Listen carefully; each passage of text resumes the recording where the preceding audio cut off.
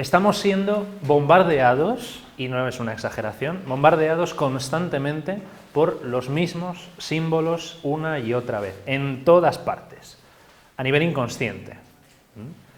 Es realmente abrumador, pero también es, por una parte, interesante, porque implica que hay una cadena de transmisión a través de la historia, pero por otra parte es un poco, ¿cómo decirlo?, triste, ya que parece que no nos entra el mensaje, que no lo hemos pillado. Por eso seguimos necesitando esos mismos símbolos, esas mismas ideas, esas mismas concepciones, aunque haya que cambiarle el formato. De hecho, a día de hoy ya seguramente cada vez son menos los niños a los que les leen cuentos y más a los que les compran videojuegos. Pero se sigue dentro de esta misma idea, de esta misma concepción. Los videojuegos, las películas, los libros, las grandes sagas literarias, cinematográficas, hasta la música, todas ellas tienen claves simbólicas que han aparecido en las tradiciones mitológicas de nuestros antepasados y que se repiten a día de hoy.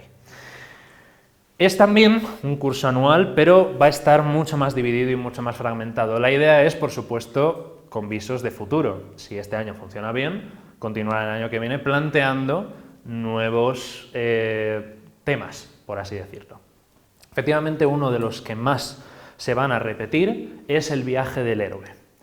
Y el viaje del héroe es importante porque todos somos héroes y heroínas. Todos. No hace falta medir 2 metros y ser capaz de arrancarle la cabeza a un dragón con las manos desnudas.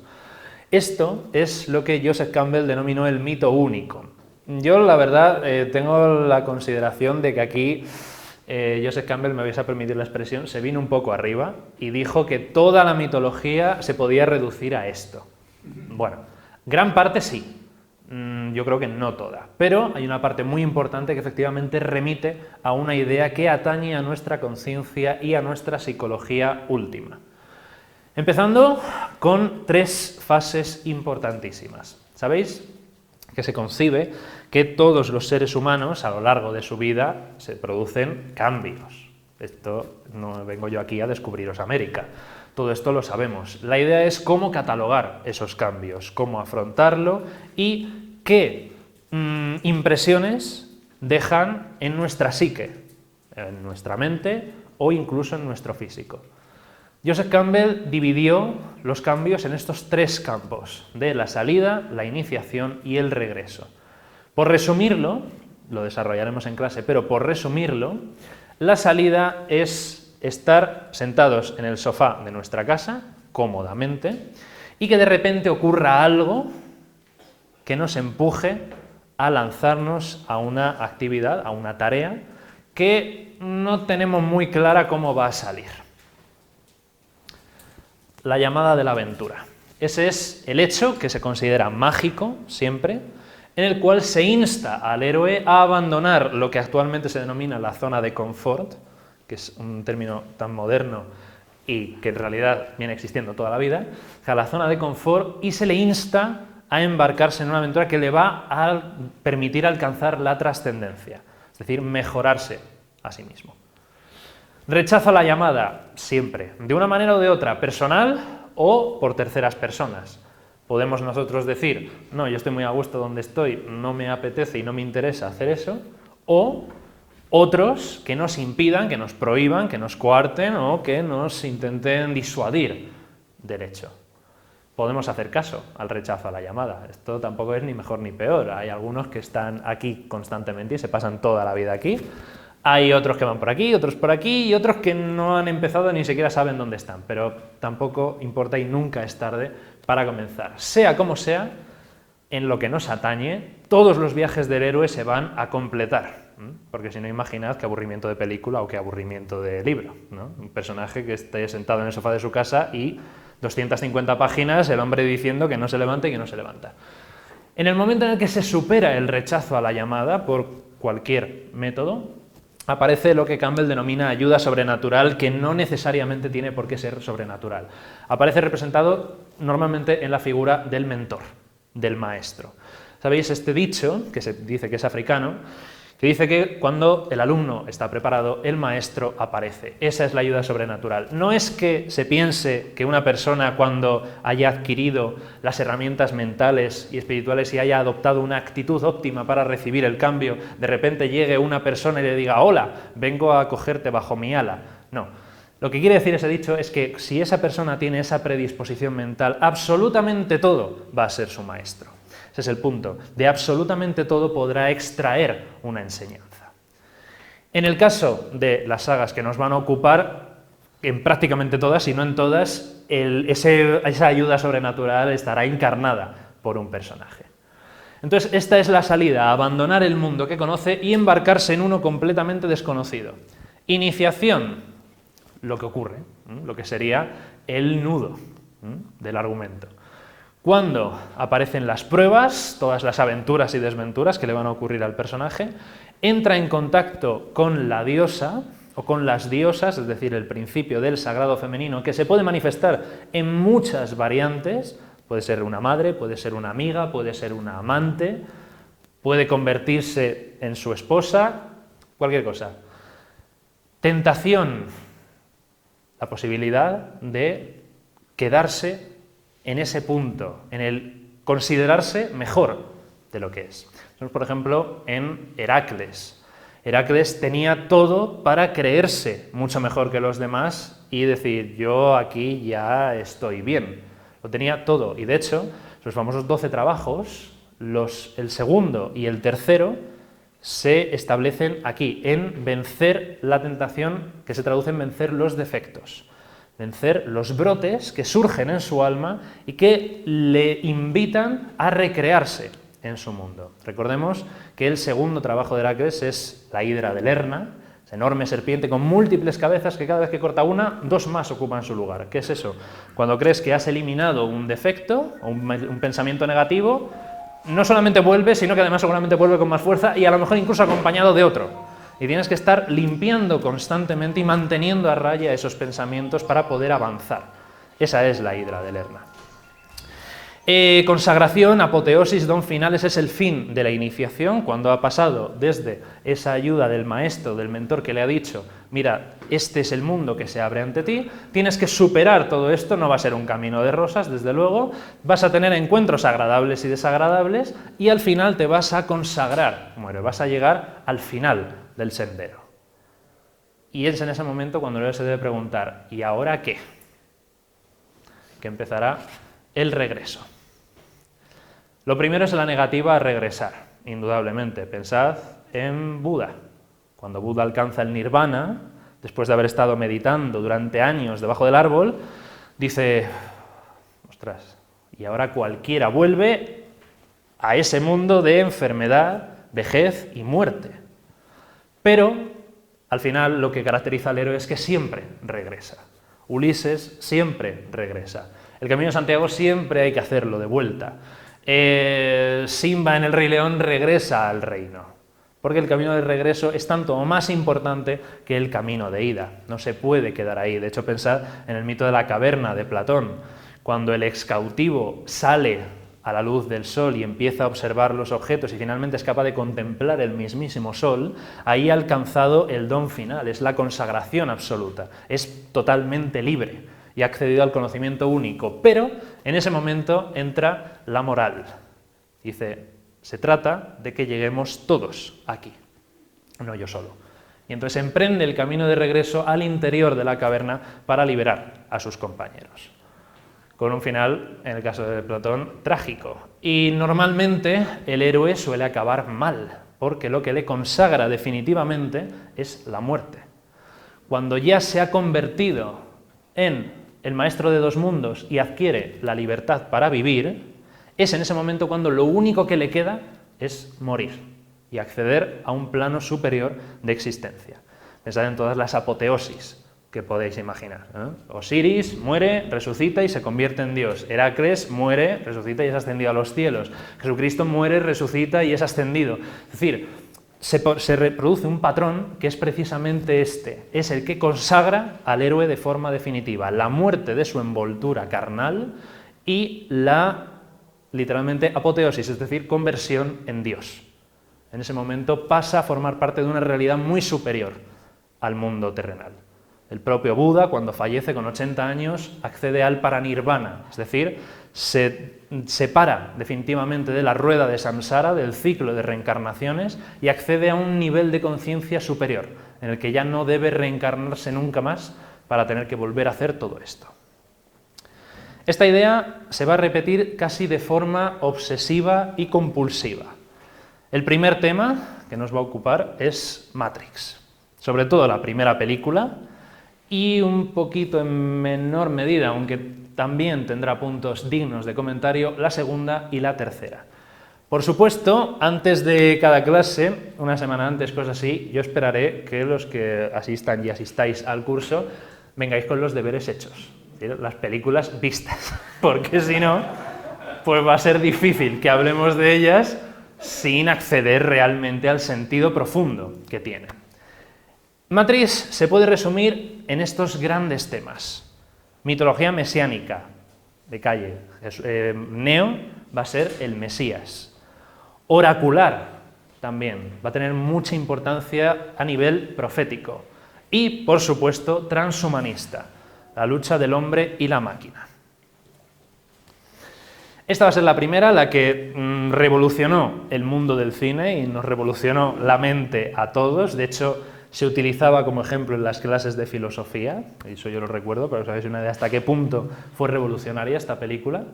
Y lo primero, como ya os he dicho, mete mucha influencia del cristianismo y sobre todo de la tradición mesiánica, también del judaísmo y del islam, claro.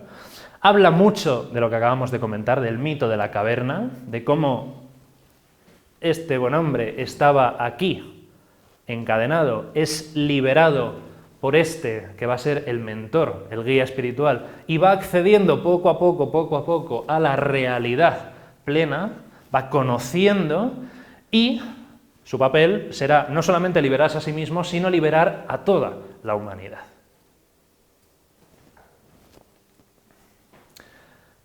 Un concepto que también estará muy presente, de origen budista, que será Matrix. La Matrix es la malla del budismo. Es decir, la vida que vivimos no es real, es una ilusión.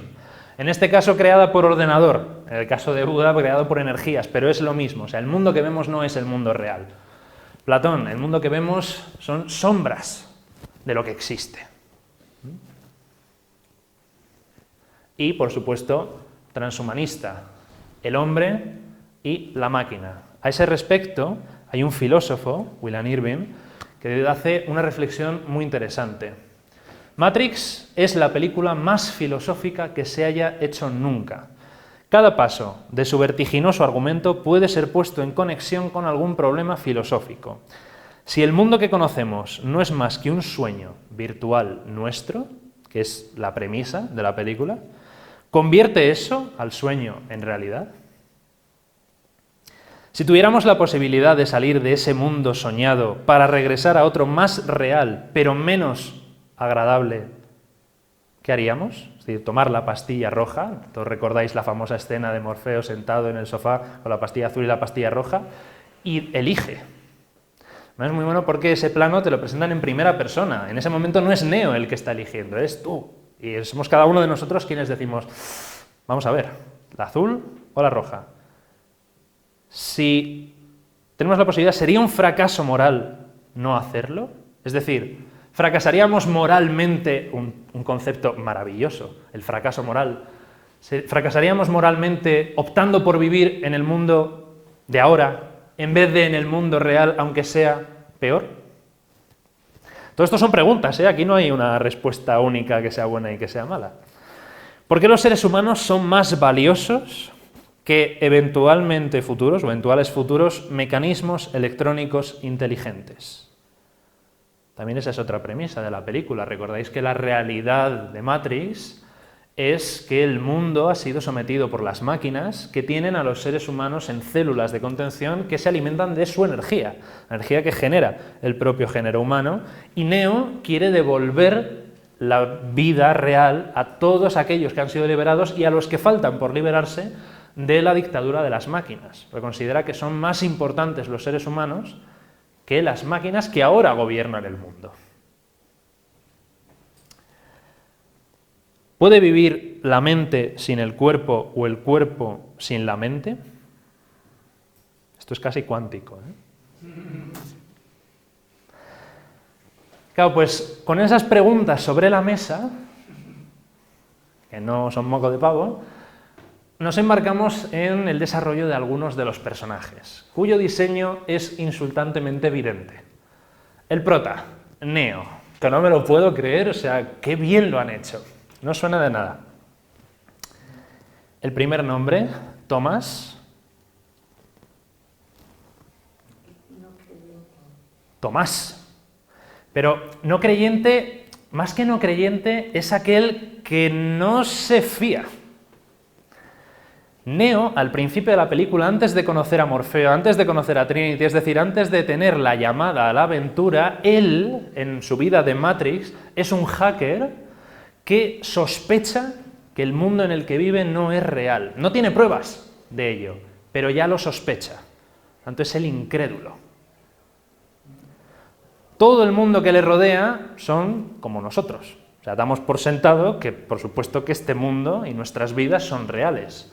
Neo, desde el minuto 1 de la película, dice, aquí hay algo raro. La incredulidad de Tomás. El nombre no está puesto al azar. De hecho, en la Edad Media hubo una secta cristiana, los seguidores de Santo Tomás, que decían que él había sido el apóstol más dignificado porque con sus sentidos había accedido a la materia transfigurada. Había sido el único que había metido el dedo en la llaga de Cristo resucitado y eso le confería un rol más importante dentro de los apóstoles. Pero se busca esto, la idea de que Neo o Tomás duda del mundo en el que vive. Aquí tenéis más ejemplos de Tomás. Por cierto, Tomás le llamaban Dimos, que significa gemelo. Y claro, es interesante también gemelo de quién. Se suele decir que era gemelo de Santiago el Menor, pero también ha habido quien ha dicho que era el propio gemelo de Cristo, era el hermano de Jesús. Y yo creo que aquí los directores, ahora las directoras, van por ese camino, porque el rol de Neo es absolutamente mesiánico. Efectivamente va a ser, además, qué interesante, Anderson. Anderson es como nuestros apellidos terminados en EZ. Rodríguez, González, Ramírez, todo ello significa hijo de Rodrigo, hijo de Gonzalo, hijo de Ramiro. En los idiomas anglosajones, el Anderson es literalmente hijo de Andrés. Y Andrés, sé que esto es darle mucha vuelta, es buscarlo mucho, pero es perfecto. Andrés viene del término griego aner andros, que significa hombre. Literalmente su apellido es Tomás, hijo del hombre. Un título crístico. ¡Qué bueno! No solo eso, también tiene una A, que no se menciona en ningún momento de la película cuál es el segundo nombre de Neo. Thomas A. Anderson. La A es el alfa, el principio de todo, el nuevo Mesías, Neo, ese es. El que pasa de ser el incrédulo, que no cree la realidad en la que vive, a ser, de hecho en la película le llaman así, el elegido, el hijo del hombre. Maravilloso. Claro, además, qué bueno, hay un momento en la película en el que Neo recibe un mensaje que le dice crípticamente, sigue al conejo blanco. Esa es la llamada a la aventura. El conejo blanco. Al final resulta que el conejo blanco es un tatuaje que lleva la novia de un amigo suyo que se van a una discoteca y es ahí cuando conoce a Trinity primero. Pero seguir al conejo blanco nos remite, por supuesto, a Alicia en el País de las Maravillas y, sobre todo, el primer momento y la primera consecuencia de seguir al conejo blanco es el descenso. ¿El descenso a qué? A eso, al inconsciente. Tiene que bajar aquí, inciso. Cuando Alicia cae por el hueco de la madriguera, la historia termina cuando despierta. Pero es un sueño. Cuando Neo sigue al conejo blanco, conoce a Trinity y luego es llevado ante Morfeo, la conclusión, la consecuencia es que despierta también. Seguir al conejo blanco es un símil de descender al inconsciente. Es el descenso a los infiernos de Neo. Aquí lo tenéis también, estudios actualmente que dicen que nuestra mente consciente, lo que hacemos es un 10% de nuestro ser, y lo que desconocemos de nosotros mismos es un 90%. Esto es terrible y maravilloso al mismo tiempo. La culpa es de este señor, Jung, que formuló no solamente eso, sino también esto. El inconsciente colectivo, que es el motivo por el cual estamos aquí y por el cual podemos hablar de mitología comparada.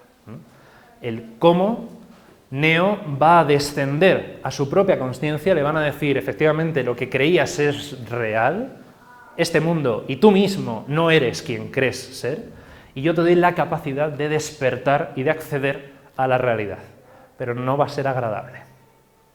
Y Neo elige la pastilla que dio 3 películas. Neo tiene muchísimo más, pero tampoco quiero contarlo todo aquí porque si no hago spoiler y me saboteo a mí mismo. Claro, pero será muy interesante analizar los personajes que están perfectamente definidos todos. Neo es el Mesías, indudablemente. Morfeo va a ser el maestro, el mentor, el guía espiritual, el chamán, llamadle como queráis, el mago, el brujo, el que le va a enseñar todo. Y Trinity es el enlace entre Neo y su maestro, y posteriormente se va a convertir en su amante. Además da la casualidad de que son 3, y el nombre de Trinity pues nos remite a Trinidad. Tercera persona de Trinidad, concretamente, Espíritu Santo. El Padre, el Hijo y el Espíritu Santo. El Espíritu Santo no era una paloma. Hay una frase muy buena, que es cuando Neo conoce a Trinity. Se conocen en esa misma discoteca donde ha seguido a su amigo y a su novia con el tatuaje del conejito blanco, y cuando le dice yo soy Trinity, al parecer Trinity también actuaba como hacker dentro de la Matrix y Neo la conocía, y cuando se ven por primera vez, Neo le dice creía que eras hombre, y Trinity responde todos lo creen. ¿Por qué? Porque en la tercera persona de la Trinidad, para los gnósticos, y esto tiene también mucho tema de gnóstico, la tercera persona de la Trinidad es la madre. Es el sagrado femenino, no es un género neutro. Es más, hasta la iconografía de la paloma tiene fuertes reminiscencias a lo femenino. La diosa Afrodita griega tenía un carro tirado por palomas. La paloma es un animal del sagrado femenino. Y Trinity se va a convertir primero en el enlace y después en su amante. Ya profundizaremos en esa relación. Dificilísima la película, ¿no? Claro, es muy... Lo vamos a ir allí. Yo creo que no tengo capacidad para eso. Oye, sería bárbaro, perdón que interrumpa. Sí. Sería bárbaro, no sé si esto es posible, pero poder visualizar las películas diferente con el grupo, ¿sabes? Ah. Si Claro, hombre, posible es. Lo que ocurre es que o bien lo hacemos en 2 días, uno de visualización de la película y otro más cercano, una fecha cercana de coloquio. Lo digo por la amiga que tiene cada... Sí, no, sí, es que tiene mucho. Menuda descripción estás haciendo aquí, es que se te ponen los pelos de punta. Es que tiene mucho y es muy genial, es muy genial. Sobre todo la primera, que es un no parar. La segunda y la tercera se lo toman con más calma, pero tienen momentos también muy significativos. Sí, podemos mirarlo, claro que sí. Hombre, la idea es que nadie se quede sin verlas, porque si no las ves, es que esto no tiene ningún sentido, claro. Bueno, vamos a ver qué grupo se hace. Dependiendo del grupo que se haga, a lo mejor tenemos que hacer Sí, lo amoldamos. una especie de Lo amoldamos. mejora o cambio en el formato para que se pueda hacer esto posible. Vale, lo miramos entonces. Otro personaje, que es además el que en la primera película casi el que más rabia da, por encima del agente Smith, es Cifra, que no llegamos a saber su nombre real tampoco, ni falta que nos hace. Cifra, en el mundo de Matrix, implica serialidad. Cifra es la persona que, sabiendo la realidad, él es uno de los miembros de la tripulación de Morfeo, ha sido liberado de la Matrix antes que Neo, sabiendo la verdad, quiere volver al mundo ficticio. Es el malo de la película. el malo, ¿cuántos de nosotros, después de vivir la vida que tienen que llevar escondiéndose de las máquinas, luchando por sus vidas, huyendo, ocultándose con un estrés y un terror enorme, cuántos no querríamos volver aquí? Él efectivamente es el traidor, es el que va a entregar a Morfeo al agente Smith, que ahora hablaremos un poquito de él, a cambio de que el agente Smith le permita volver otra vez a Matrix, eso sí, con las condiciones de vida mejoradas. Le pide que le convierta en un actor de éxito, o en un músico famoso, o en algo así, o sea, quiere cosas buenas. Lo interesante de este personaje es que es Judas. No solamente porque es el traidor, el que vende a, en este caso, su maestro, que también es Morfeo, sino porque además, y esto también es válido para Judas, sin él la transfiguración de Neo no sería posible. No hay película. No hay película. ¿Cómo termina la primera de Neo? Neo muere. Neo es asesinado a tiros por el agente Smith y resucita. Y solo después de resucitar es cuando tiene el alcance total de visión de la Matrix. Pero sin este señor, eso no ocurre. O sea, es un personaje estrictamente necesario e importantísimo. A pesar de que cuando lo ves a todos nos cae fatal, pero cuando primero conoces sus motivos, que haciendo un poco de autocrítica podríamos decir, ostras, pues igual yo también lo haría, como que sin él sería imposible que Neo alcance la trascendencia. Su compañero de maldades, entre comillas, será el fantástico agente Smith, que es algo así como la policía de Matrix. Es un programa, también, informático, que está obsesionado con capturar o con matar al señor Anderson, como llama constantemente a Neo. Él es seguramente la parte que mejor podemos identificar con el Saitán, con el oponente, con el adversario. De hecho, en la primera película tendrá ese papel, pero quedará muy atenuado porque Neo estará, sobre todo la trama, centrada en su aprendizaje y en el periodo de iniciación. Al final tendrán ese enfrentamiento, el agente Smith lo matará, Neo resucitará y le derrotará, y parecerá que el agente Smith ha desaparecido. En la segunda y en la tercera, ese rol de oponente completo al Mesías va a estar mucho más remarcado y mucho más fuerte. Porque si en la primera el agente Smith es policía en Matrix, está harto de su trabajo. Esto es muy bueno también.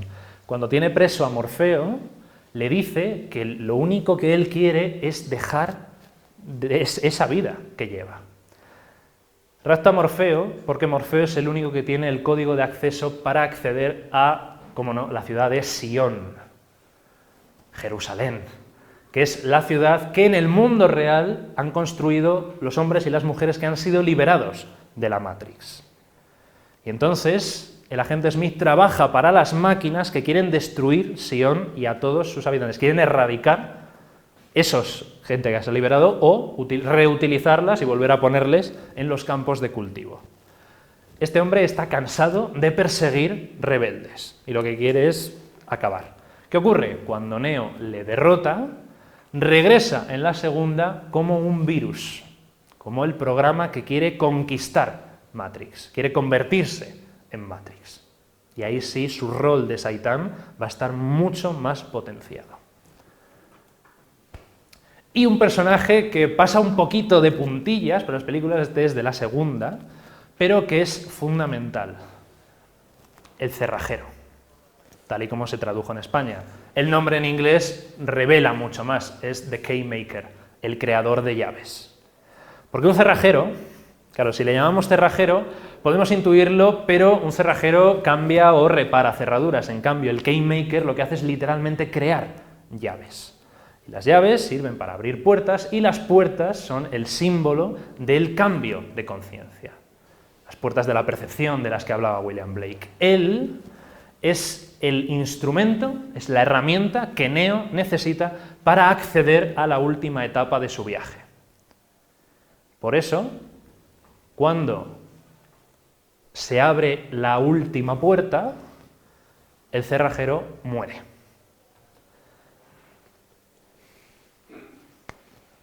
Perdón, interrumpa, que ya nos faltan 10 minutos. Vale. Pues entonces vamos mucho más rápido. El merovingio va a ser en la segunda y en la tercera también una transposición de ese Saitán, va a ser también el oponente, pero con un interés un poco más oscuro. Va a ser como digamos, el antagonista solo por debajo de otro personaje que va a ser la revelación última y que se divide en dos. El oráculo, cuyo nombre indica ya está todo dicho con ella, va a ser un calco del oráculo de Delfos, y sobre todo el arquitecto, que es Dios, tal cual. Sus decisiones van más allá de lo humano.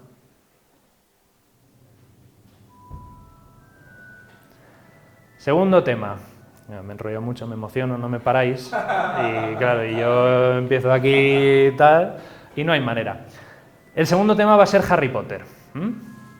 Harry Potter, que nos va a llevar, por supuesto, al tema de la magia, el viaje del héroe, que hemos visto y que lo desarrollaremos exactamente con los puntos en los que la historia de Harry Potter enlaza con cada uno de los pasos, numerología y bestiario. Aquí tenéis cada uno de esos pasos. Como este también lo vamos a tener, podéis hacer, si queréis, el ejercicio de intentar identificar qué momento de la saga aparece reflejado en cada uno de los pasos. Vamos a ver algunas de las criaturas que Rowling diseñó y el por qué, qué significado pueden tener, como las acromántulas, el basilisco, el cancerbero, Fluffy, la manada de centauros del bosque prohibido o los famosos dementores. También el tema de la numerología, el por qué ellos son 3, por qué son 3 las reliquias de la muerte, por qué hay 4 casas o por qué son 7 los horrocruxes o 7 los libros. El tema de los números también va a ser muy importante y revelador. Hablaremos también, por supuesto, de magos, de brujas y de alquimistas. Va a haber alquimistas famosos en la saga de Harry Potter. El más revelador es, sin duda, Nicolas Flamel. El primer libro es Harry Potter y la piedra filosofal. O sea, ¿qué más se puede decir?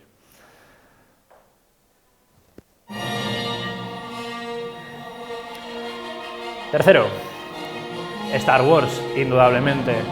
En este caso vamos a hablar de un poco mitología del tiempo, sobre todo del tiempo primordial, y las dualidades. Star Wars es la gran saga de las dualidades, pasado, futuro, bien, mal y monje guerrero.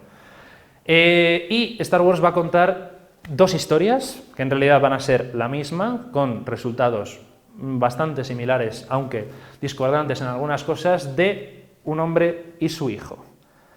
El primero es, sin duda, la historia de Anakin Skywalker y su caída al lado oscuro, como debía ser. Y el segundo es la historia de su hijo, de cómo pasa un viaje del héroe perfectamente marcado, ¿no? Desde vivir en un planeta, Tatooine, que considera aburrido, espantoso, que se está quedando sin amigos y tal, de repente recibe la llamada de socorro, acompaña a un mentor que aparece y que le instruye en los caminos de la fuerza, un concepto también que será apasionante que estudiemos, y cómo es la lucha interior de este hombre por no convertirse en este. De hecho, habrá una escena que no me da tiempo a contarla, pero que comentaremos, que tiene lugar durante el entrenamiento de Luke en una cueva. Y no digo más. Claro, pasaremos de un niño que se va a convertir también en un ejemplo mesiánico casi perfecto. Es concebido de forma misteriosa, vive en un planeta desértico, de hecho las carreras de vainas se asemejan mucho a las carreras de cuadrigas del pueblo romano, es un esclavo de origen humilde, y ingresa en una orden extraña de monjes guerreros, los caballeros Jedi, con su contraparte, por supuesto, los terribles Lord Sith, que por cierto, etimológicamente Sith nos recuerda mucho a Set, el dios egipcio del mal, de la sequía, de la oscuridad, etc. Entonces veremos la evolución y cómo el camino de Anakin se va truncando cada vez más. Además, sus ropas, hemos visto que de niño tenía ropajes claros y a medida que se va haciendo adulto hasta acabar en uno de los villanos más icónicos de la historia del cine y, por supuesto, el duelo. También el tema de los colores va a ser importante. Colores de la ropa, colores de las espadas de luz. Todo ello también hablaremos de la simbología del color. la gran frase del maestro Yoda. El miedo conduce a la ira conduce al odio y el odio conduce al sufrimiento. Ese va a ser el camino que Anakin no va a ser capaz de evitar y del que su hijo va a querer salvarle a toda costa. Realmente con esta tortura por parte del mentor último de Anakin conseguirá la redención para ocasionar un nuevo desastre, que son las nuevas. Tenéis el despertar de la fuerza, los últimos Jedi y veremos cómo avanza la saga.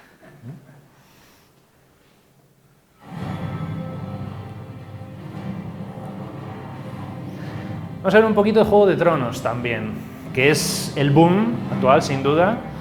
Mitología de la vida y la muerte. En Juego de Tronos prácticamente no hay otra cosa. Están los que sobreviven y los que mueren, además de formas horribles. Dragones y el tótem, el poder animal. Va a ser importantísimo.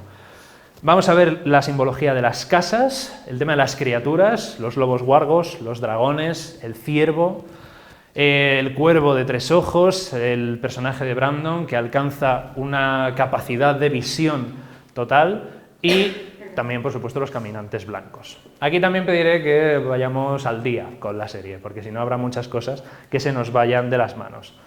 El mapa de Poniente, en el que tenemos el mundo de los vivos separado por el muro del mundo de los muertos, tanto ya se establece una dualidad, se parece sospechosamente al Reino Unido.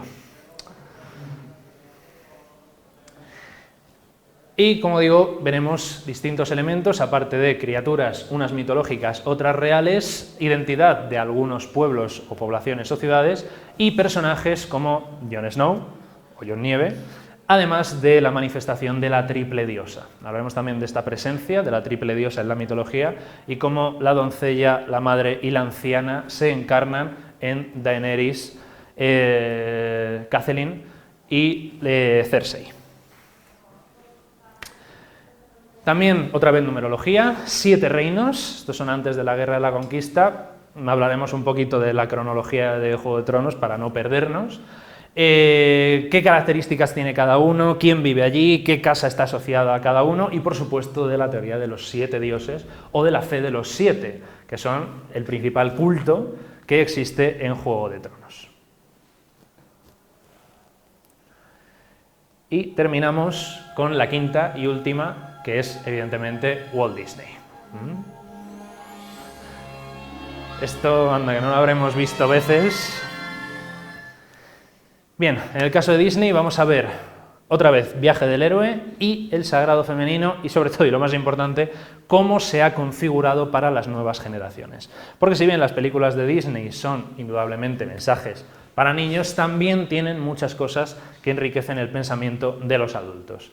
Viaje del héroe, para recordarlo, que se va a repetir sobre todo en 2 películas que vamos a ver. Una es El Rey León y la otra, mucho más reciente, es Vaiana o Moana, que fue el título que se le dio originalmente en Estados Unidos. Solo a grandes rasgos tenemos, por ejemplo, la figura del mentor. En el caso del Rey León va a ser el sabio Rafiki y en el caso de Vaiana va a ser su abuela, Tala, la gran sacerdotisa del océano. Ella misma se define como la llaman, la loca de la aldea, y que va a ser en su forma astral quien ilustre a Vaiana en los misterios del océano y del mar. Además, a través de ellos, los protagonistas, Simba y Vaiana, van a tener acceso a los mundos sutiles, van a tener visiones de sus antepasados. En el caso de Simba será su propio padre, con esa aparición espectacular en los cielos, y en el caso de Vaiana será la visión de sus ancestros, de sus antepasados, el pueblo de navegantes y la línea de transmisión de conocimiento. También hablaremos del sagrado femenino, en concreto, por ejemplo, con la figura de Blancanieves, una princesa oculta en un bosque que muerde una manzana envenenada. Enormes paralelismos con la historia de Eva. Es ella contada, reinterpretada, de nuevo, para los niños. Walt Disney va a estar casi obsesionado con la historia de el sagrado femenino, que se ha sometido, o mejor dicho, ha sido sometido al patriarcado y va a luchar en sus películas por su recuperación. Blancanieves se tiene que ocultar, la Bella Durmiente se tiene que esconder y además la Bella Durmiente lo hace de una forma mucho mejor. La Bella Durmiente se esconde en el bosque bajo el nombre de Rosa, La rosa, para los romanos, es un símbolo de secreto y al mismo tiempo un emblema del sagrado femenino en muchas tradiciones que veremos.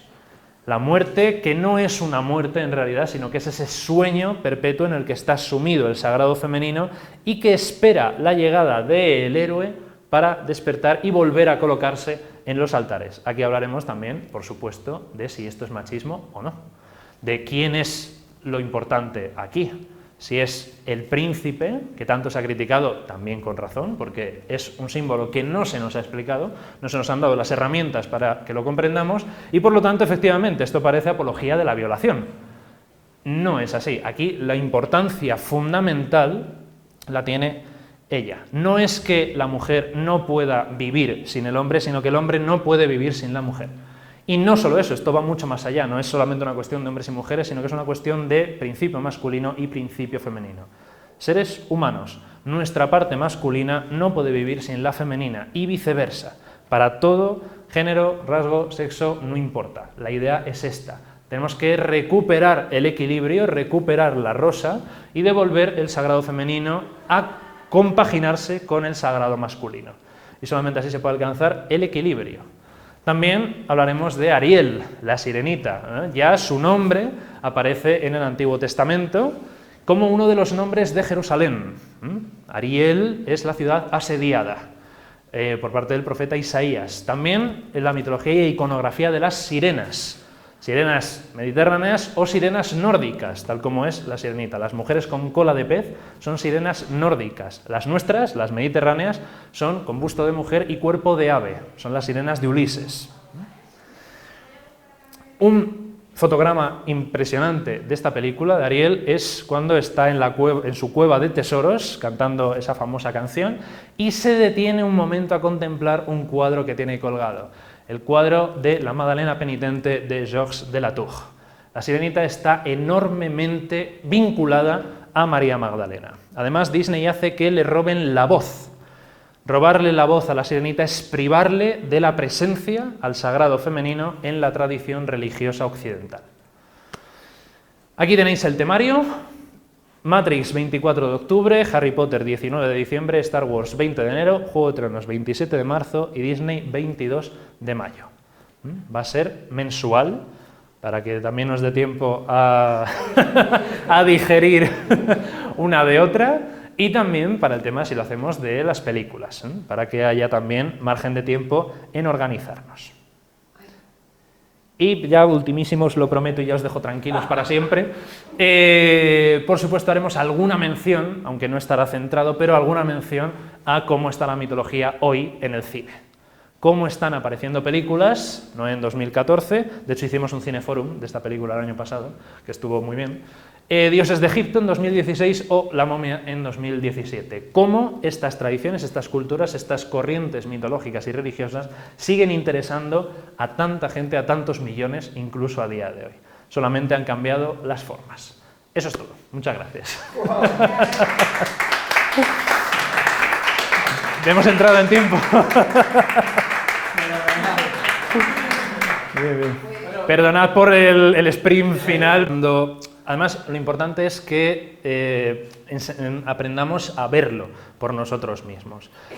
Claro. Eso es lo que veo complejo. Eso es, identificarlo. La entrada, el guión, si yo no me aclaro. Claro, o sea, ese es el objetivo último, eso sería, claro, lo ideal y lo maravilloso. No he visto la película, lo de Harry Potter, de ver mis nietos ya, está guay. Pero Juego de Tronos tampoco sé de qué va el asunto. Pero sobre Matrix, me ha dejado. Claro, eso sería lo ideal, ¿no? Que al finalizar cada sesión contaseis con las herramientas para identificar por vuestra cuenta cuando leáis un libro, cuando veáis una película y decir, pues mira, aquí se está relatando el viaje del héroe, este personaje es el mentor, aquí aparece la diosa, aquí está otra vez esta criatura que en la tradición mitológica y por el papel que cumple en la obra se puede vincular con tal mito. Esa es la idea y eso es lo que me gustaría conseguir. Voy a intentarlo. Pero... Sobre todo, ¿qué mensaje nos están trasladando? Claro, eso es. A través de películas que aparentemente son inocuas, de ocio, no. ¿qué nos están metiendo en el inconsciente colectivo? O sea, esto Sí. tiene una envergadura tremenda, ¿no? Sí. Claro, nuestra función...